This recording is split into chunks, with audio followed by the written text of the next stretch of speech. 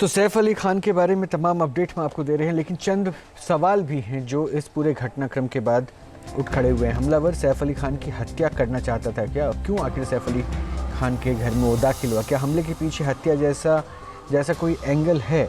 High security ये society है, कई बड़े बड़े बिजनेसमैन और कलाकार उस सोसाइटी में रहते हैं, फिर वो कैसे हमलावर एंटर करता है? और प्रश्न ये भी है कि हमला करने के बाद वो हमलावर वहाँ से फरार भी कैसे हो जाता है? और सोसाइटी के गार्ड ने हमलावर को क्यों नहीं देखा?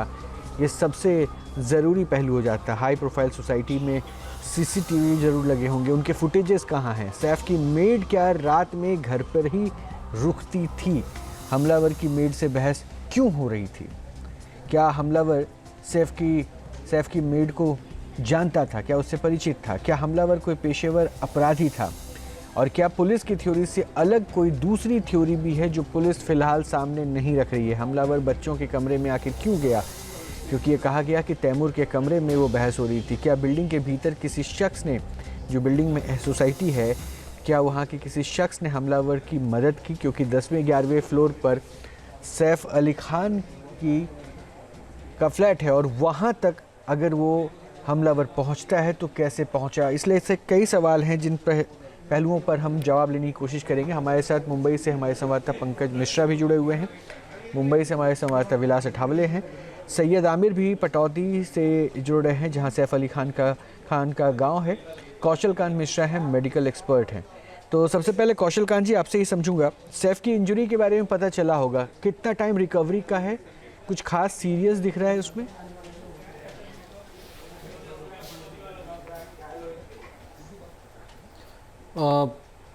इस पेशेंट के बारे में जो मैंने आपके डॉक्टर का जो इंटरव्यू आया है, मैं सिर्फ उसके बारे में कमेंट कर सकता हूं क्योंकि मैं पर्सनली पेशेंट को एग्जामिन नहीं किया है। राइट, नेचुरली जिस तरह से उन्होंने एक्सप्लेन किया उसके अकॉर्डिंग सॉफ्ट टिश्यू इंजरी है, एक रिस्की इंजरी थी जिसके बारे में उन्होंने बताया है कि वो उनका CSF यानी स्पाइनल फ्लूइड लीक कर रहा था, यानी कि जो भी नुकीला हथियार था वो स्पाइनल कॉर्ड के अंदर जो स्पाइनल कॉर्ड की कवरिंग होती है ड्यूरामेटर को डैमेज किया है, जिसकी वजह से वो फ्लूइड निकल रहा था। तो उसको रिपेयर किया गया है और मुझे नहीं लगता कि इस पेशेंट की लाइफ को कोई ख़तरा है, कोई रिस्क नहीं है उसकी रिकवरी फुल होनी चाहिए जितनी इन्फॉर्मेशन मेरे को है, अनटिल अनलेस कि उसको कोई न्यूरोलॉजिकल प्रॉब्लम ना हो, otherwise patient will be fine and happy.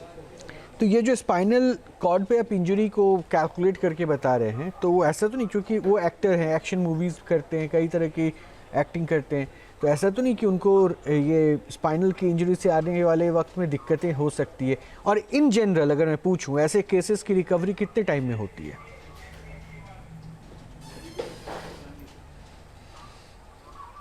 जो ड्यूरामेटर जिसकी रिपेयर की बात की गई है, अगर वो रिपेयर करते हैं तो यूजुअली 3 वीक्स में पेशेंट ठीक हो जाता है।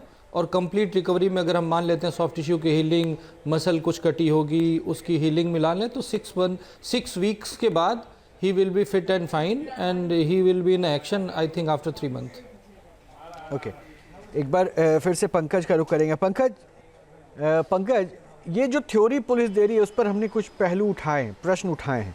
आपको लगता है इन प्रश्नों का आधार बनता है एक हाई प्रोफाइल सिक्योरिटी सिस्टम वहाँ पे होगी? क्योंकि हाई प्रोफाइल सोसाइटी है, कुछ भी आपके पास प्रोटेक्ट करने के लिए नहीं है, वो आता है हमलावर, हमला करता है, फिर फरार भी हो जाता है। ये कॉन्स्पिरेसी समझ नहीं आ रही है।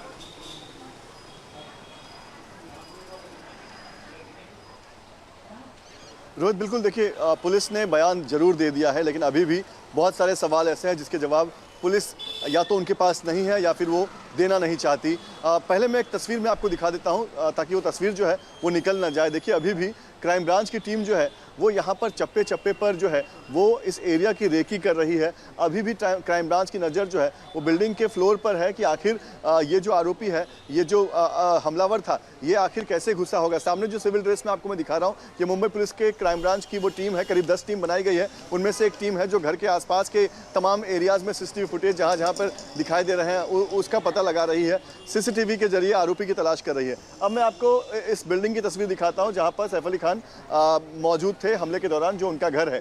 आपको बता दें कि पुलिस का कहना है कि इसी बिल्डिंग के टॉप फ्लोर पर जहां सैफ अली खान रहते हैं वहां तक हमलावर जो है वो सीढ़ी के रास्ते से चला जाता है। रोहित, जैसा कि हम जानते हैं कि आपके, मेरे, हम सबके घरों में दो तरह के डोर होते हैं, एक सेफ्टी डोर होता है और एक मेन डोर होता है। तो आप सोच लीजिए कि जब सैफ अली खान की बात आती है तो उनके घर में कितने सारे सेफ्टी डोर, सेफ्टी फीचर्स होंगे, क्योंकि इस तरह की इमारत में जब आप घर लेते हैं सबसे पहले सेफ्टी को लेकर आपसे कई तरह के प्रॉमिस किए जाते हैं। तो अगर इतनी सारी सेफ्टी थी और सीढ़ी के रास्ते से, जैसा कि पुलिस का कहना है, सीढ़ी के रास्ते से अगर हमलावर जाता है तो दरवाजा किसने खोला? क्या सैफ अली खान का दरवाजा हमेशा खुला रहता है? क्या कोई भी आ सकता है, कोई भी जा सकता है? 2 घंटों तक अगर इस बिल्डिंग में अगर आरोपी छिपा हुआ है तो 2 घंटों तक क्या वो घर के अंदर छिपा था या फिर इस बिल्डिंग में छिपा हुआ था? तो इस तरह के तमाम सवाल हैं जिसके जवाब अभी तक पुलिस से नहीं आए हैं। अभी भी क्राइम ब्रांच की टीम हमें यहाँ पर जगह जगह पर दिखाई दे रही है। ये भी मान के चल रहा हूँ पंकज कि हो सकता है कि पुलिस अभी कुछ भी रिवील नहीं करना चाह रही है। और देखिए, अभी ये देखिए अंदर की तस्वीर मैं आपको दिखा रहा हूँ, पुलिस की टीम देखिए। राइट, हम देख पा रहे हैं, तस्वीरें देख पा रहे हैं, तहकीकात चल रही है, इसलिए पुलिस भी चाहती है कि हम सबसे पहले हमलावर को अरेस्ट करें, उसके बाद पूरे खुलासे को सबके सामने रखें। ये पॉसिबल है। हालांकि मैं एक बार पटौदी गांव का रुख करूंगा। हमारे साथ सैयद आमिर जुड़े हुए हैं। आमिर, नेचुरली वहां पे लोग हैरान होंगे इतने हाई प्रोफाइल इस हादसे के बाद कि आप घर के अंदर घुसकर कोई हमलावर रात के 2 या 3 बजे हमला कर दे सैफ अली खान को। तो इंस्टेंट रिएक्शन क्या है उनके गांव से?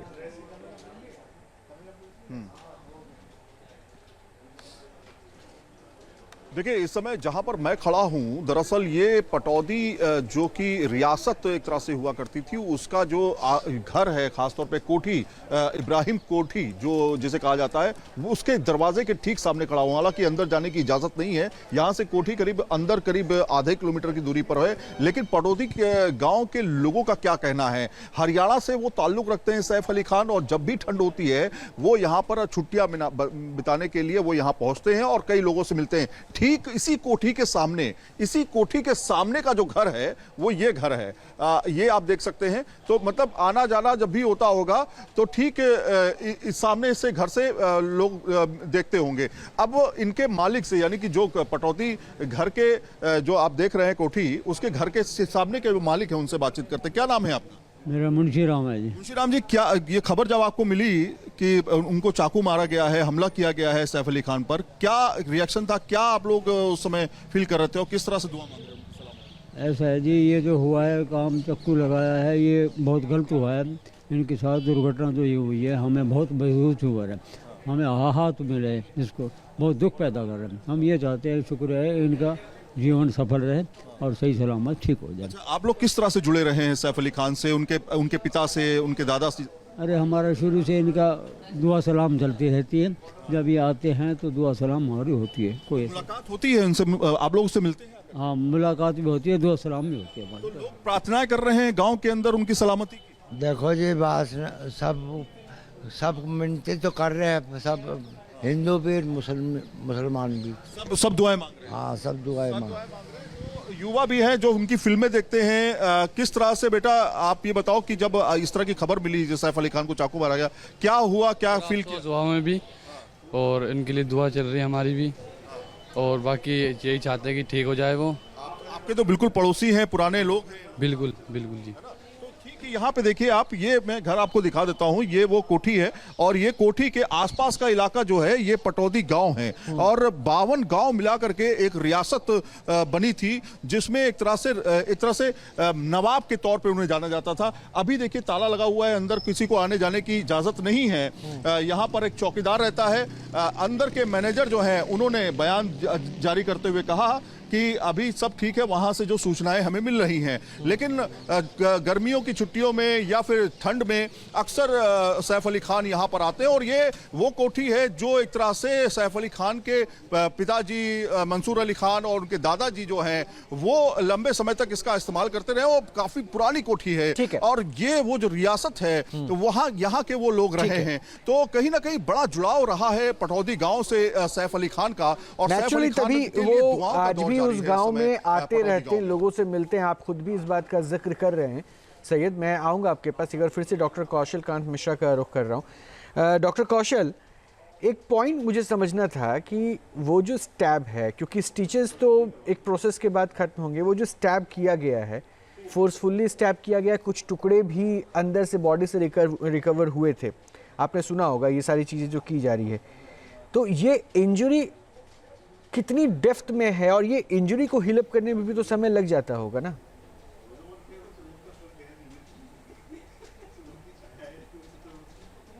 जी हाँ, अगर जो इन्फॉर्मेशन है उसके अकॉर्डिंग अगर CSF लीक कर रहा है, यानी कि जो स्टैब करने के लिए जो हथियार का इस्तेमाल किया गया है वो बोनी डीप है, और होता क्या है कि स्पाइन के अंदर स्पेसेस होते हैं, और कोई भी नुकीला हथियार जो हाथ से चलाया जाता है, जैसे चाकू अगर मारा जाता है तो वो बोन को पेनिट्रेट कर जाए, ऐसा डिफ़िकल्ट होता है।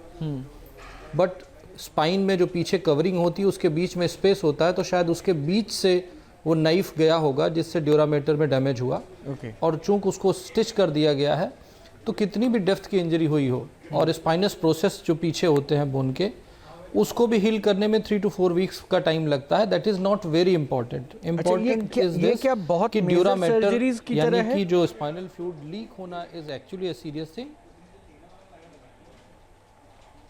नहीं, मुझे मतलब ये हम लोगों के लिए स्पाइन सर्जरी में it is one of the most basic surgery, इसमें कोई बहुत सीरियस चीज़ नहीं है। ओके ये कोई भी ट्रॉमा जब हम लोगों की ट्रेनिंग होती है तो trauma, spinal trauma is the first thing we operate, तो it is very basic injury. ठीक है, लकीली ये स्टेटमेंट कम से कम सैफ अली खान के फैंस को रिलैक्स करने वाली है कि बहुत ज़्यादा इंजरी नहीं है, जो डॉक्टर बता रहे हैं, मेडिकल एक्सपर्ट्स बता रहे हैं, और वैसे भी अस्पताल से यही कहा गया। एक बार अस्पताल का ही रुख कर लेते हैं, लीलावती अस्पताल का।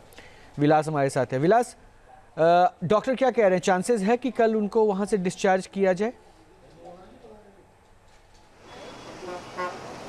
देखिए, डॉक्टर ने ये कहा कि वो स्टेबल है और जो इंजरी है वो अब वो उभरने के कगार पर है और कल तक डिस्चार्ज मिलेगा, ऐसा आशंका वो डॉक्टर कह रहे हैं। लेकिन अगर एक आध दिन और आराम करने की ज़रूरत है तो वो हो सकता है कि डॉक्टर और एक दिन बढ़ा सकते हैं। लेकिन जिस तरीके से 4 इंजरी जो है वो माइनर है और 2 जो इंजरी है वो थोड़ी सी ज़्यादा जख्म हुई है, उसका जो केयर डॉक्टर ने किया है, तो उसको अगर देखा जाए, वो अगर शाम तक थोड़ा सा रिकवर हो जाती है, हो सकता है कि कल शाम तक, सुबह तो नहीं हो सकता, लेकिन शाम तक उनको डिस्चार्ज मिल सकता है। अभी जो एक उनके रिश्तेदार आए थे, उन्होंने बताया कि अभी पूरा मामला जो है वो स्टेबल है और खुद करीना जो है वो अपने घर पे चली गई है। अभी हॉस्पिटल में सैफ के साथ कोई उनका रिश्तेदार नहीं दिखाई दे रहा है। तो कल सुबह तक देखना होगा या रात तक देखना होगा कि ये इंजरी जो है वो कितनी बढ़ती है। ठीक है, शुक्रिया आपका विलास। पंकज आपका भी, डॉक्टर कौशल आपका भी शुक्रिया, सैयद आपका भी बहुत बहुत शुक्रिया। अपडेट हम लेते रहेंगे और सैफ से जुड़ा तमाम अपडेट हम आप तक पहुंचाते भी रहेंगे। न्यूज नेशन अब व्हाट्सएप पर खबरों की ताजा अपडेट के लिए न्यूज नेशन के इस QR कोड को स्कैन करें।